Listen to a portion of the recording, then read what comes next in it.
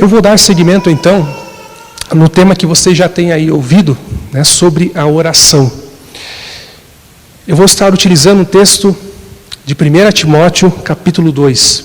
Então, você pode já deixar aberto a sua Bíblia em 1 Timóteo, capítulo 2.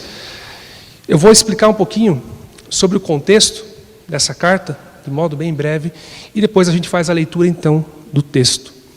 Então, essa carta de 1 Timóteo é uma das cartas que a gente chama de carta pastoral, ou cartas pastorais. Então, dentro das cartas de Paulo, existe uma classe de cartas que a gente chama de pastorais. E por que pastorais? Porque eram escritas visando orientar outros pastores. No caso aqui, Paulo escreve orientando, então, Timóteo, um jovem pastor que estava, naquele tempo, na igreja de Éfeso.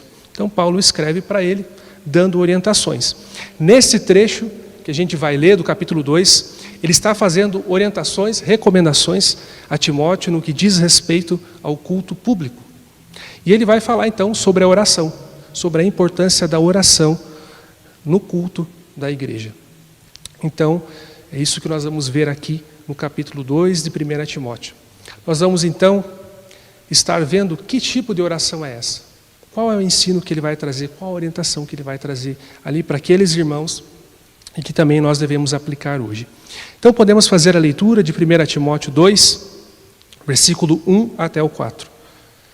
1 Timóteo 2, versículo 1 até o 4.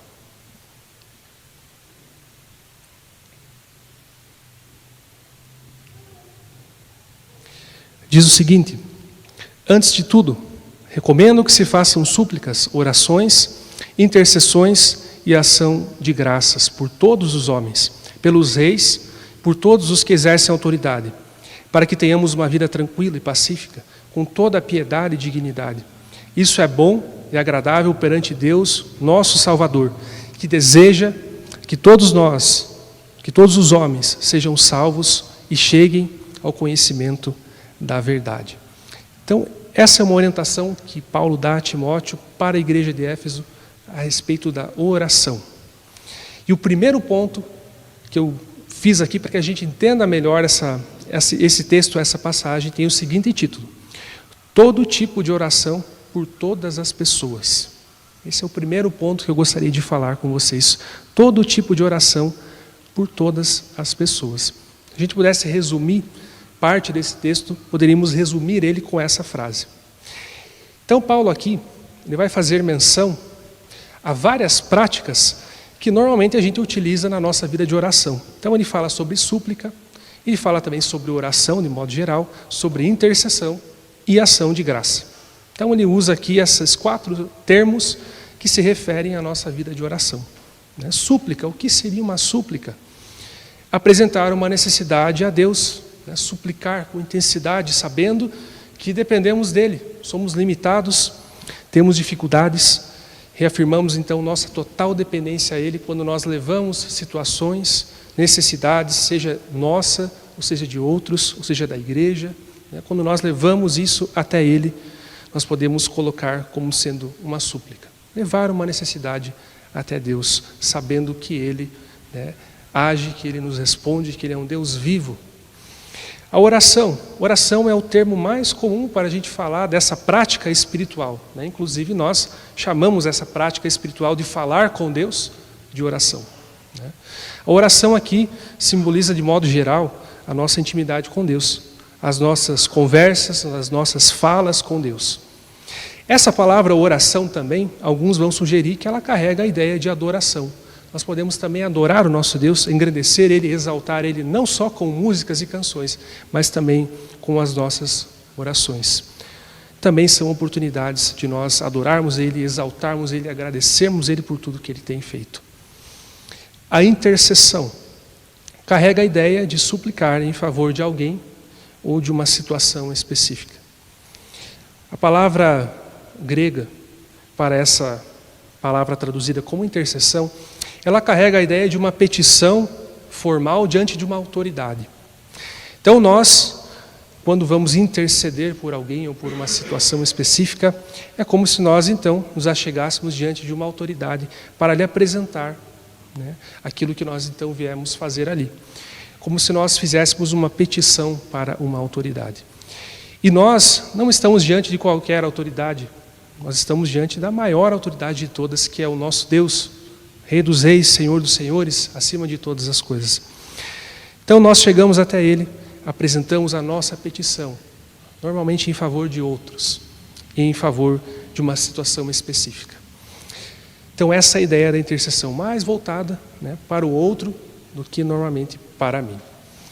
Ações de graça é uma expressão de gratidão, se a gente pudesse resumir de maneira bem simples o significado de ação de graça.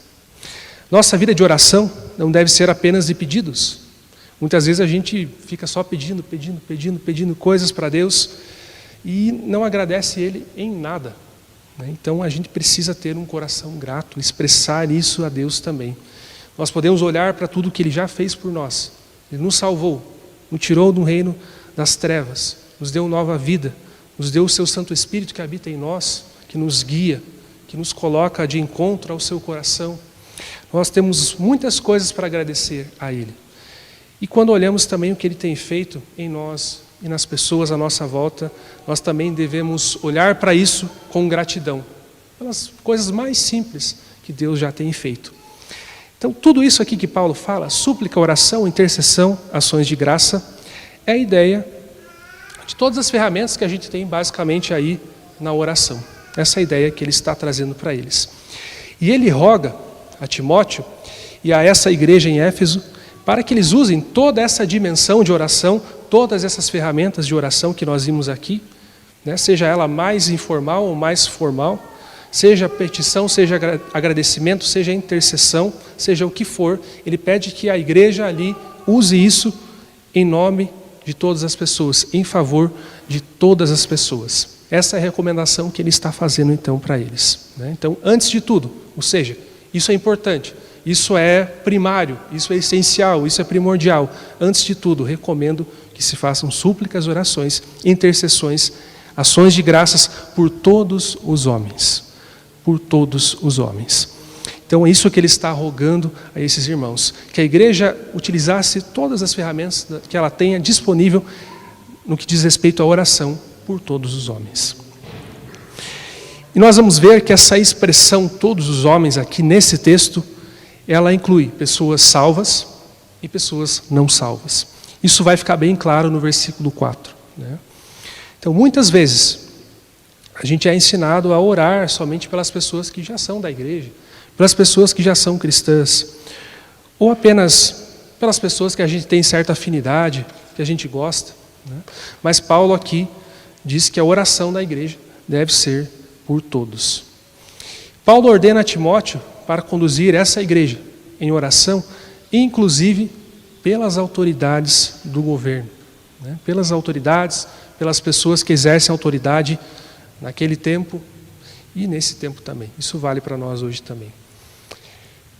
Não sei se você já parou para pensar por que Paulo faz questão de, depois de falar por todos os homens, ainda dizer e pelas autoridades e pelos governantes. Por que será? Não sei se você já se perguntou isso, né? Porque normalmente esse é um grupo que nós deixamos de lado. Facilmente a gente não ora por um governante, por autoridade, né? Facilmente a gente tem a tendência de deixar de lado essas pessoas, né? Isso não digo em nome de todos, mas pela maioria das vezes, porque a gente escuta, pelo que a gente vê e pelo que a gente vive, às vezes, normalmente a gente esquece um pouco dessas pessoas. E por quê?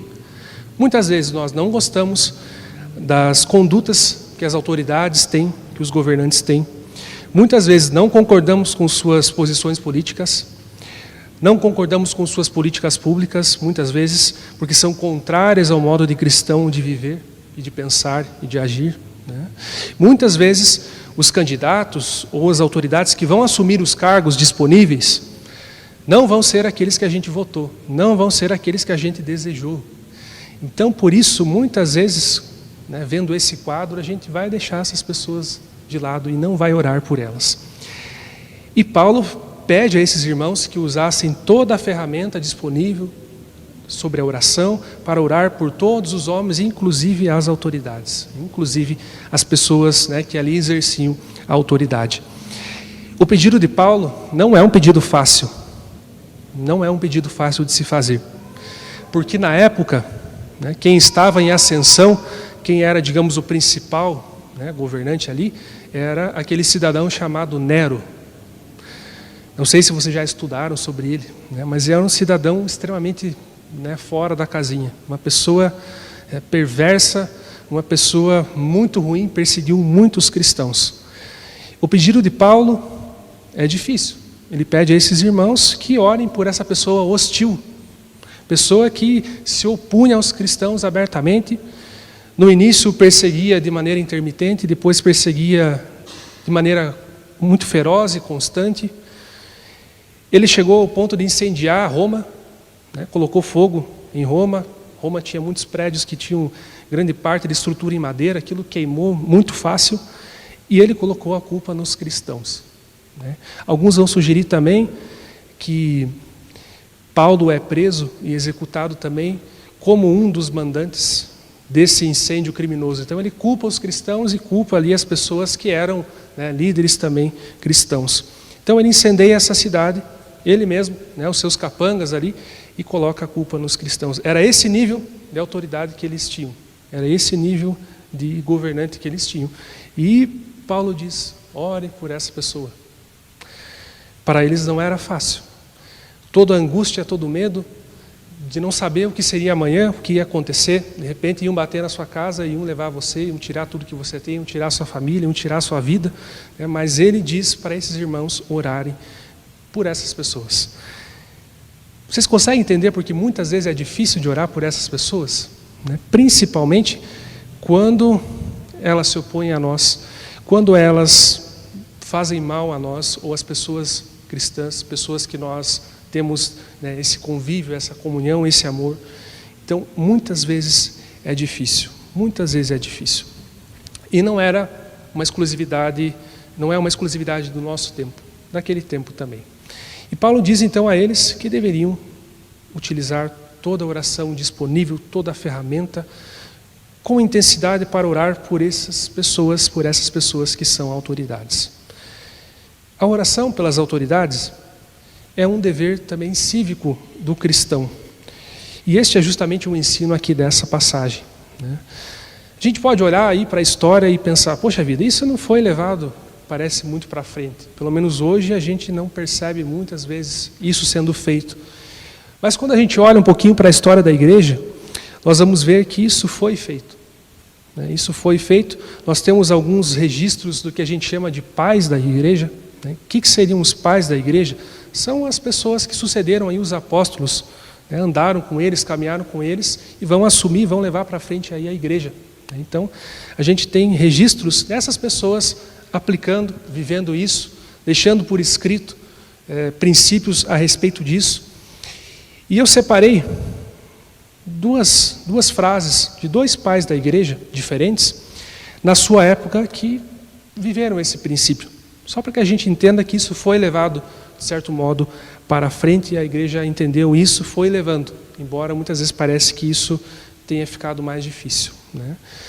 Primeiro pai da igreja que eu cito, ele tem um nome bem bonito para você dar para o seu filho, né? O nome dele é Teófilo. Ele escreve isso pouco depois da morte de Marco Aurélio. Depois que esse Marco Aurélio morre, assume o filho dele, um filho extremamente corrupto, né? Um governante corrupto, caprichoso, e ele escreve essas palavras que eu vou ler para vocês, justamente durante então o governo dessa pessoa extremamente corrupta, né? Não era alguém bom. E ele escreve assim: por conseguinte, antes honrarei o rei, não o adorando de fato, mas orando por ele. Mas adorarei a Deus, o Deus vivo e verdadeiro, sabendo que o rei é criado por ele. Então, você me dirá, por que você não adora o rei? Porque ele não é feito para ser adorado, mas para ser reverenciado com honra legal. Pois ele não é um Deus, mas um homem designado por Deus para julgar com justiça, e não para ser adorado. Pois de certo modo, seu governo foi concedido a ele por Deus. Da mesma forma, honre ao rei, sujeite-se a ele, ore por ele com mente leal. Pois se faz isso, faz a vontade de Deus. Então, esse é um irmão nosso, né, que na história da igreja aplicou esse princípio, deixou registrado, né, para nós, para que a gente visse também e aprendesse com ele. Ele deixa bem claro qual é a postura do cristão em relação a um governante, seja, no caso, um presidente, né? Não temos rei, mas temos um presidente. Qual que é a nossa postura? Jamais adorar ele, mas honrar ele, respeitar ele. De que modo? Orando por ele. Isso é uma das maneiras. E ele diz no finalzinho, né? Honre o rei, sujeite-se a ele. Isso é um ensino bíblico também. Ore por ele. Pois se você faz isso, faz a vontade de Deus. E ele provavelmente pensava também em textos como esse que a gente partilhou e a gente leu aqui hoje. Um outro pai da igreja, que também um nome muito bonito, né, para você dar aí para o seu filho, Tertuliano. Né? Então ele escreve durante o reinado de uma outra pessoa que tem um nome também muito legal, Séptimo Severo. Ele foi um perseguidor brutal de cristãos. Ele perseguiu de maneira violenta cristãos. E ele, esse pai da igreja, escreve a seguinte oração. Aqui é uma oração dele, não é apenas um ensino, mas ele registrou essa oração. E ele diz o seguinte: oramos sem cessar por todos os imperadores. Oramos por vida longa, segurança para o império, proteção para a casa imperial, exércitos valentes, senado fiel, povo virtuoso, descanso para o mundo, tudo que um imperador, como homem ou como César, possa querer. Essa oração ele faz para uma pessoa extremamente ruim, um perseguidor brutal dos cristãos.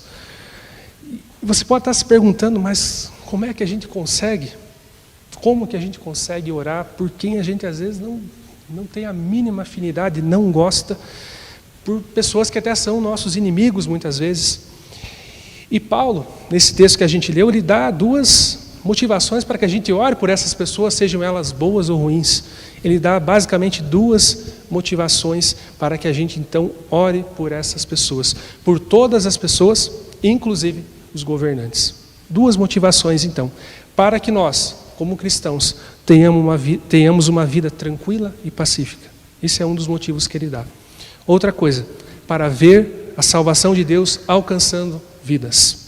Basicamente, esses são os dois motivos que ele nos dá. Também tem o motivo de agradar a Deus, isso é agradável a Deus. Mas basicamente, a questão de orar pelos governantes é para que se tenha uma vida tranquila e pacífica e para que a gente veja a salvação de Deus alcançando cada vez mais, inclusive essas pessoas, né, os governantes. Essa é a motivação que ele dá para aqueles irmãos e creio que essa é a motivação que a gente também, né, deve ter. Nós, como igreja menonita, olhamos para a história e vemos muita dificuldade por conta de governos que perseguiram cristãos, que ocasionaram toda essa migração aí do povo menonita, né, se espalhando pelo mundo, vindo para cá também. É difícil, com certeza. E a gente pode pensar como que a gente faz para que a gente continue tendo uma vida tranquila, uma vida pacífica, o que foi muito procurado também por os irmãos menonitas, né, um lugar que eles pudessem viver a sua fé de maneira tranquila, pacífica, com intensidade, evangelizando, fazendo tudo o que se é pedido. Né? Como que a gente faz isso? Uma das chaves é justamente orar por essas pessoas que comandam, que são autoridade no nosso país. Isso a gente deve fazer, tendo a esperança de que Deus vai mover o coração dessas autoridades e eles vão nos deixar continuar a nossa fé, continuar o que nós estamos fazendo. E mais ainda, quando oramos por salvação dessas pessoas, também temos a esperança de que Deus de algum modo tocará o coração dessas pessoas e vai alcançar elas, e vai transformar elas, e vai transformar a realidade que elas vivem e também, em consequência, a nossa realidade. Então essa é a motivação que Paulo dá para esses irmãos. Quando oramos a Deus, se achegamos a Ele e apresentamos as autoridades, apresentamos as pessoas perdidas, as pessoas sem Deus, pessoas que precisam do toque dEle, que precisam ouvir do Evangelho, precisam aceitar Jesus, nós vemos que isso agrada ao nosso Deus. E de fato, somente Jesus pode transformar, somente Jesus pode mudar, seja um governante, seja uma pessoa qualquer, ou seja um ambiente todo, uma nação toda, somente Jesus pode produzir uma mudança genuína, uma mudança duradoura, e isso transforma ambientes, isso transforma, né, lugares, países, cidades, transforma. Se nós queremos continuar a ter uma vida tranquila e pacífica, uma vida em que nós podemos exercer a nossa fé de maneira livre, nós devemos orar por essas pessoas, né? Muitas vezes somente a ação de Deus é que vai nos proporcionar isso, né? Você pode olhar às vezes para você, puxa vida, quem sou eu para às vezes fazer alguma coisa por esse país, né? Todos nós podemos fazer pelo menos uma coisa, né, que é orar. E é uma das coisas mais importantes que a gente pode também fazer. Orar não só para que a gente tenha boas políticas, né?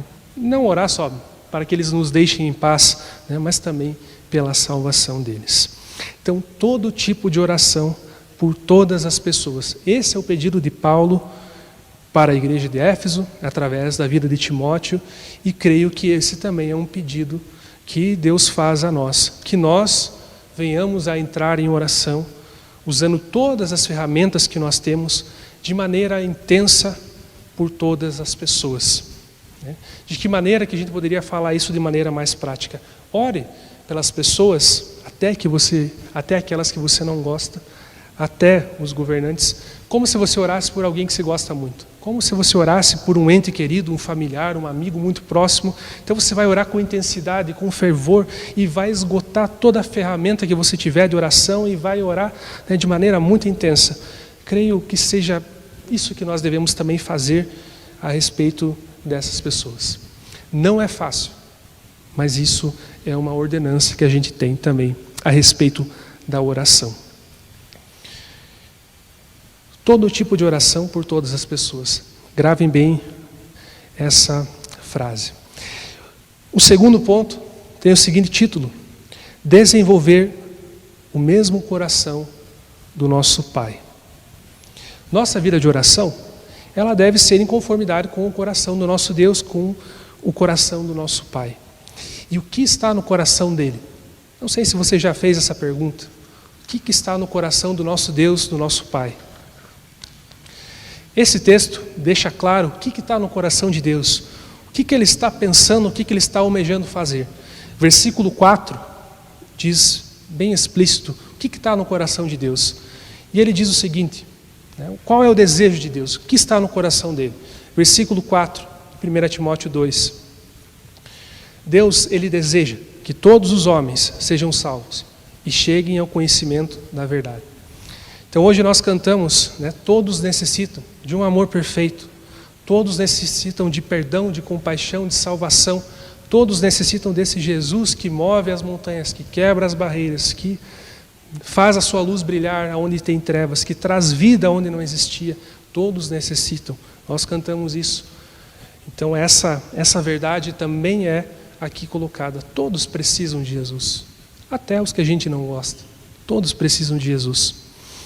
Porque Deus deseja salvar todos. Não quer dizer que todos serão salvos. Nós sabemos que o Evangelho sempre terá oposição, sempre terá resistência. Mas o desejo de Deus, quando Ele sacrifica seu Filho, é que todos sejam salvos, que todos cheguem ao conhecimento da verdade. Isso está no coração do nosso Deus. O Senhor simplesmente quer que todas as pessoas, incluindo aqueles em cargo de autoridade, reconheçam a verdade do Evangelho e se submetam à autoridade divina, a maior autoridade que se tem. Isso está no coração de Deus. E isso deve também estar no nosso coração.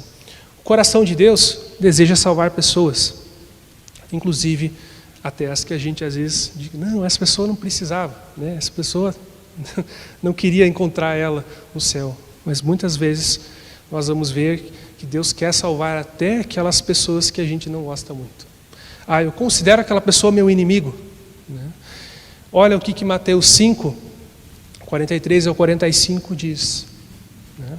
Mateus 5, 43 ao 45, um ensino do próprio Jesus de como a gente então trata as pessoas que nos perseguem, como a gente trata pessoas que são nossos inimigos.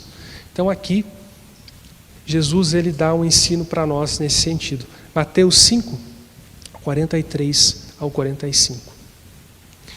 Diz assim o texto: vocês ouviram o que foi dito, Não sei vocês, mas quando eu ouço Jesus falar isso, eu já, meu Deus, o que ele vai falar? Né? Então vocês ouviram o que foi dito. E quando ele diz isso é porque a coisa vai ficar mais elevada. O padrão vai ser mais elevado. Né? Ele vai subir o sarrafo. Então vocês ouviram o que foi dito. Ame o seu próximo e odeie o seu inimigo. Normalmente a gente consegue, né, de maneira natural até fazer isso. Né? Mas eu lhes digo, amem os seus inimigos e orem por aqueles que os perseguem, para que vocês venham a ser filhos de seu Pai que está nos céus. Porque Ele faz raiar o seu sol sobre maus e bons e derrama a chuva sobre justos e injustos. Então, mais do que amar o seu próximo e odiar o seu inimigo, o que Jesus nos pede? Amem os seus inimigos, orem por aqueles que os perseguem. Então, às vezes a gente vai considerar algumas pessoas na nossa vida como sendo opositores ou sendo inimigos, sejam elas pessoas mais próximas ou mais distantes, ou um governante. Muitas vezes isso vai acontecer. Mas a grande diferença que nós temos é como que a gente vai tratar então com essas pessoas. Amem os seus inimigos, orem por aqueles que os perseguem. Para que eu e você venhamos a ser filhos de seu Pai, ou seja, refletir aquilo que o nosso Pai é.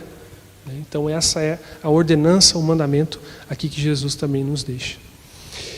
E a oração é justamente a chave que vai nos ajudar a quebrar barreiras, muitas vezes que nós temos, com pessoas, com grupos, né, sejam eles das mais variadas formas.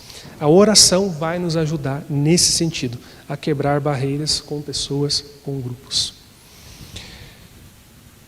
Separei uma frase de um comentarista bíblico que eu estudei, né, enquanto eu preparava essa mensagem, e ele diz o seguinte: pessoalmente, acho impossível desprezar alguém por quem peço ao Senhor que o abençoe. Na verdade, vejo minha perspectiva mudando gradualmente para refletir a de Deus conforme oro. Não sei se você já foi incomodado por Deus, às vezes, a orar por alguém que você não gosta. Né? Eu, algumas vezes, já passei por isso. E você não vai sentir assim uma vontade muito grande. Muitas vezes você vai sentir um incômodo, você vai ser tocado por Deus, vai ver textos como esse. E o que você deve fazer? Comece a orar. Seja obediente, mesmo que você não tenha muita vontade, mesmo que você não goste da pessoa. Não sei se você já passou por isso, eu já passei. Quando eu comecei a orar por uma pessoa que eu não gostava, parece que aquela barreira foi diminuindo e foi caindo por terra. E essa pessoa até se achegou a Deus e passou a ser um irmão querido. Não sei se você já experimentou isso, né? Eu já experimentei isso.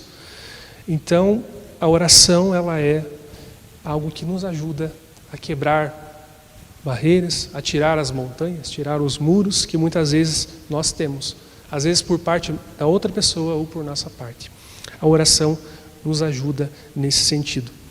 Se nós passamos a orar pelas pessoas, sejam elas mais próximas ou sejam, no caso, os governantes mais distantes, a tendência é que a gente não amaldiçoe mais, que a gente não fique falando mal, mas que a gente abençoe essas pessoas, ore por elas e peça o agir de Deus na vida delas. A oração é uma grande ferramenta para que a gente, então, vá desenvolvendo um coração como o coração do nosso Pai, que não faz acepção de pessoas e quer salvar o maior número de pessoas possível, né? Embora muitos vão rejeitar esse evangelho.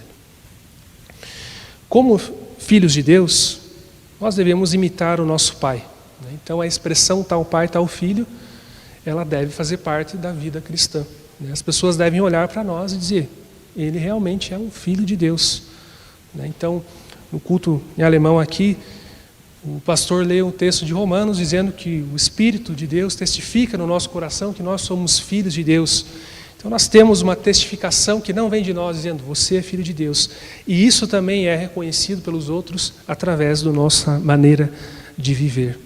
Nós temos esse Espírito dizendo, você tem um pai a seguir, você tem um pai a imitar, você não é mais órfão, você tem um pai, então haja também conforme esse pai age. E nós temos aqui, né, o coração dele exposto a nós, um coração que deseja salvar as mais variadas pessoas dos mais variados grupos. Como filhos de Deus devemos imitar o nosso Pai. nesse caminho existem dificuldades, existem desafios. Dificuldades às vezes individuais, dificuldades às vezes a nível de igreja. Aquela igreja em Éfeso, além da dificuldade de orar pelos governantes, porque eram terríveis, tinham outra dificuldade a respeito de falsas doutrinas que surgiam no meio da igreja. Então, desde que a igreja é a igreja, a gente tem falsos profetas, falsas doutrinas, tem a fé sendo atacada.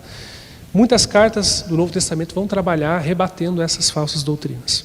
E existia uma falsa doutrina, não só nessa igreja, mas ela também estava presente ali, que dizia o seguinte: para ser salvo, somente sendo judeu. Então a gente chama isso de judaizantes, pessoas que queriam trazer o judaísmo para dentro do cristianismo. E essas pessoas diziam: salvação é somente para judeus ou para gentios convertidos ao judaísmo. Então eles traziam toda essa prática judaica para dentro da igreja, e isso atrapalhava muito essa questão de se orar por todas as pessoas, de se orar por salvação. Isso atrapalhava muito essa questão, porque quando você entende que só um grupo ele é salvo, para você fazer parte da salvação tem que fazer parte de tal grupo, isso limita também o seu evangelismo, limita também a sua oração e limita toda uma igreja. Então eles tinham mais esse desafio. Pessoas no seu meio que diziam que salvação somente para judeu ou para um gentil, ou seja, pessoas de outras nacionalidades convertidas então ao judaísmo, assumindo todo o ritual, toda a prática, a circuncisão, todas aquelas coisas que então vinham com essa questão do judaísmo. Então esse tipo de doutrina também era um desafio, desafiava essa igreja e atrapalhava a sua vida de oração. Se alguém nesse meio surge e começa a dizer: não, salvação somente se você for igual aos brasileiros. Não, salvação somente se você for igual aos alemães. Percebe o problema que isso gera? Isso divide uma igreja, isso atrapalha a nossa vida como igreja e também atrapalha nossa vida de oração, que é o que Paulo aqui tem tratado com eles. Não devemos limitar a salvação do Senhor. E esse tipo de doutrina, volta e meia, ressurge dentro da igreja. Às vezes com outro nome ou sem um nome específico, mas ele ressurge. Pessoas dizendo que salvação é só para determinado grupo dentro da igreja. Então você tem que fazer parte daquele grupo e andar conforme aquele grupo. E nós não vemos isso. Nós não vemos isso aqui na Bíblia, não vemos isso no coração também de Deus, porque a palavra diz que a partir de Jesus, Deus derrubou aquele muro de inimizade que existia entre povos, entre gentios e judeus, entre as mais variadas classes. Ele derrubou isso e fez deles um povo só. Então, nós vemos o ensino bíblico indo na contramão desse tipo de ideia que se tinha aqui na época e muitas vezes surge também na igreja. Não devemos limitar a salvação do Senhor. Essa salvação custou um preço muito alto. Custou o Filho de Deus. O que ele tinha de mais precioso ele entregou para ser sacrificado, para morrer no meu lugar, no seu lugar, no lugar de todos aqueles que venham a aceitar ele. Então, no que depender de nós, essa salvação deve alcançar o maior número de pessoas. Quem foi salvo, quem foi impactado, quem foi tocado por Jesus, ele vai querer compartilhar disso para outras pessoas.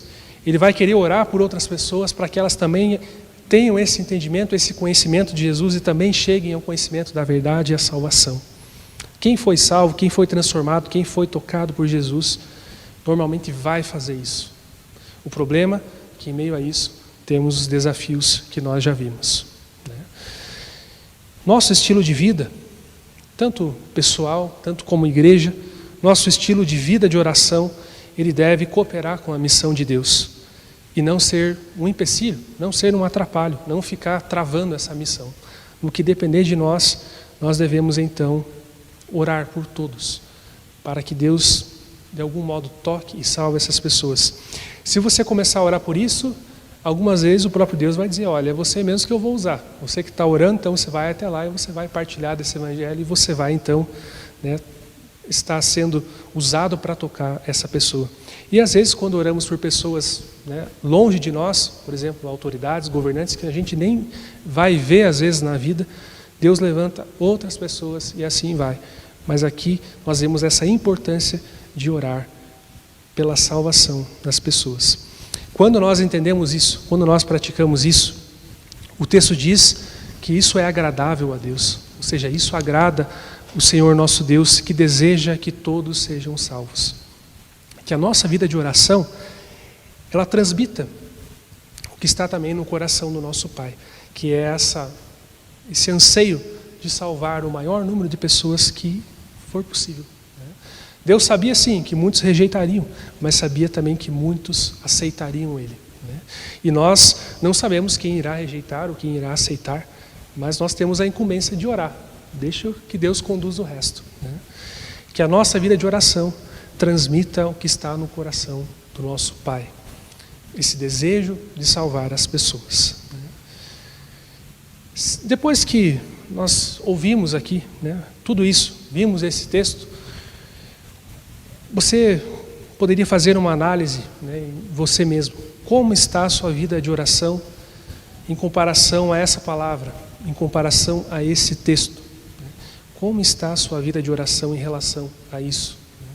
Então, quando a gente fala de oração, esse é um texto que muitas vezes a gente vai deixar de lado, porque ele não é assim tão agradável, tão fácil. A gente prefere aqueles textos que vão dizer que Deus responde tudo que nós pedimos, essas coisas a gente prefere mais.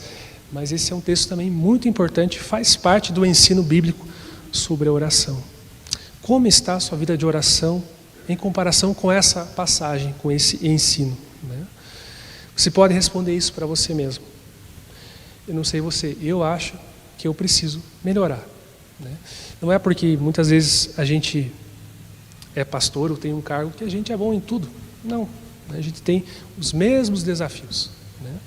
Eu creio que eu preciso melhorar, preciso orar mais por salvação das pessoas, daquelas que eu não gosto, e também os governantes, das autoridades. Eu não sei como que você se encontra nesse sentido. Nossa vida de oração deve ser caracterizada por orar todo tipo de oração, usar toda a ferramenta de maneira intensa, por todas as pessoas, em favor de todas as pessoas que nós temos contato, que nós sabemos, que chega até nós, e os governantes. Temos que ter o mesmo coração que o nosso Pai, que deseja isso, deseja ardentemente a salvação de todos. Se você ainda não vive isso, ou vive pouco, é muito importante que você comece de algum ponto a aplicar isso, a viver isso. Não espere muitas vezes sentir uma grande e enorme vontade, mas comece, simplesmente comece. Às vezes na oração a gente quer orar um tempo muito grande e não vai, mas tudo começa aos poucos. É uma disciplina, é algo que vai depois se tornando algo do cotidiano seu, algo natural seu. Mas muitas vezes no começo demanda certo esforço, mas não se desanime. Nós temos o Espírito Santo de Deus que também nos ajuda. Então nós não estamos sozinhos. Mesmo sem grande vontade, busque orar pelas pessoas, por salvação das pessoas, inclusive das que você não gosta, inclusive dos governantes. Busque fazer isso, comece de algum lugar. Uma outra dica prática: não estabeleça limites para a sua oração. Esse eu oro, esse eu não oro, esse eu gosto, esse eu não gosto. Não faça isso. Mas mude um pouquinho a sua postura. Pense, quem Deus gostaria que eu orasse? Quem Deus desejaria que eu orasse? A gente tem uma resposta bem genérica do texto, todos. Então, todos para você, não sei quais são, mas se você tem dúvida, poxa vida, todos, é muito vago, pergunte a Deus, Ele vai colocar no seu coração, vai lhe incomodar por quem você deve orar. Não estabeleça limites para a sua oração. O amor de Deus, a salvação de Deus não tem limites. Assim deveria ser também nossa oração. Não ter limites ou barreiras, mas ser algo abrangente, algo que toca as mais variadas pessoas. Ore como se fosse a um familiar muito querido. Ore como se você estivesse orando por alguém que você ama. Tenha isso também muda, isso também nos ajuda. O vínculo que a oração vai proporcionar, muitas vezes vai quebrar as barreiras existentes e você vai experimentar isso na sua vida de oração. Faça uma lista de pessoas. Algumas pessoas têm uma lista de pessoas pelas quais elas estão sempre orando. tem um caderno, um papel, alguma coisa, ou no celular, e tem ali uma lista e oram pelas pessoas. Tem pessoas que fazem isso, né? Isso pode ser uma coisa que também nos ajude, fazer uma lista e dizer, vou orar por essa pessoa, pela salvação dela, para que Deus toque ela. Você pode também fazer isso. E mais uma vez, não limite isso. Deixe Deus agir através disso, né? Se você já tem uma lista, veja lá quem que está lá. Compare com essa passagem, com esse ensino e veja, será que teriam mais pessoas que deveriam ocupar esse lugar aqui, essa lista? Será que tem mais pessoas que deveriam ser alvo, então, da minha oração? Creio que isso também vai ajudar você nesse sentido. Então, são algumas dicas para que a gente aplique, né, essa palavra, essa mensagem também nas nossas vidas. Meu desejo é que essa igreja possa ser uma coluna de oração, uma coluna de intercessão pela salvação de pessoas e que possa colher também muitos frutos, muitas pessoas para Jesus, seja aqui nessa igreja ou em outro lugar, através desse princípio de se orar pelas pessoas. Que se porventura isso não tem sido feito, né, que essa igreja faça, essa igreja volte a fazer. Eu participei dos 2 cultos hoje e pude ver que vocês têm sim tempos de oração, né? Então tem muitas igrejas que não dão lugar para oração no culto, ou quando se reúnem não oram, mas tem outras prioridades. E achei muito legal que vocês, tanto no culto de alemão quanto no culto aqui em português, vocês têm espaço para a oração. Talvez nesses momentos também orar pela salvação de algumas pessoas, né, seria algo bíblico, algo também muito importante e algo que pode estar ajudando essa igreja a seguir em frente. Espero que vocês tenham compreendido essa palavra, que Deus tenha tocado o coração de vocês. E espero que eu e você, né, cada um de nós possa viver isso, aplicar isso, né, e lembrar que todos necessitam de Jesus. Somente Jesus vai transformar as pessoas.